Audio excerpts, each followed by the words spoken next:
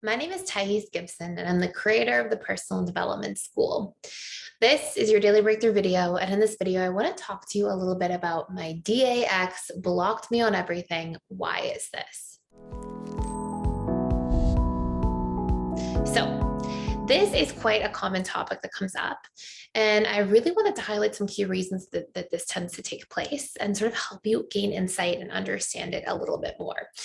Before I dive in, we have a 7-day free trial to our all access pass. You can use clicking the link below. And if you're going through a breakup, you can check out our How to Heal from a Breakup course. It's a really powerful course for shortening that amount of time in the breakup that you have to feel bad.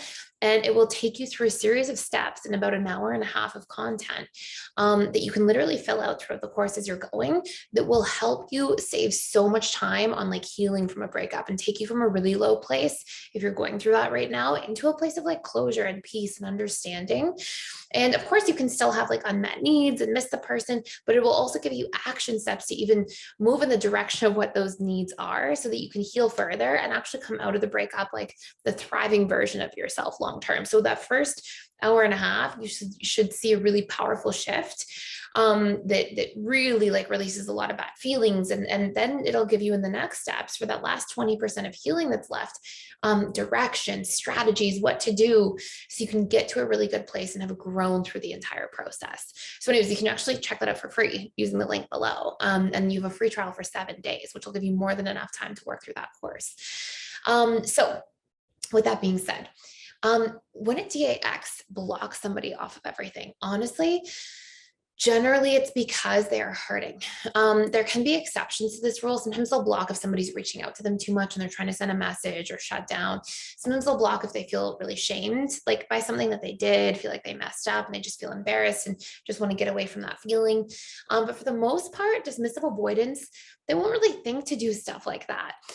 Because if they're healing and hurting, they're kind of focusing on themselves, like sort of involving themselves in their creature comfort. So if they are in pain enough where they're like really missing somebody, that's when they'll go to a great extent to be like, let me shut down my social media. Let me not have to run into this person on social media, look at them, look at their pictures, think about them. And it's their way of trying to soothe themselves, essentially, is to get as far away from their bad feelings as possible by trying to get as far away from the person that's causing those feelings of longing or missing as possible.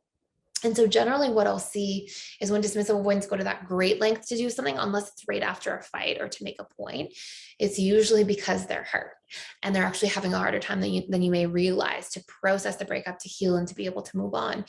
And, dismissive avoidance, they may take longer to feel right after a breakup, but sometimes they can be the longest attachment style to heal.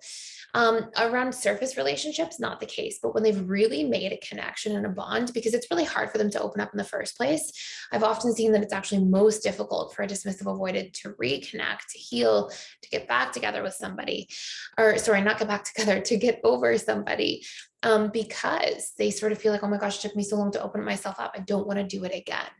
So some important things to keep in mind, and what you can do as well, is ask yourself, like, what stories am I telling around this? Am I taking it personally? Am I making it mean that, I'm rejected, I'm exiled, I'm not good enough?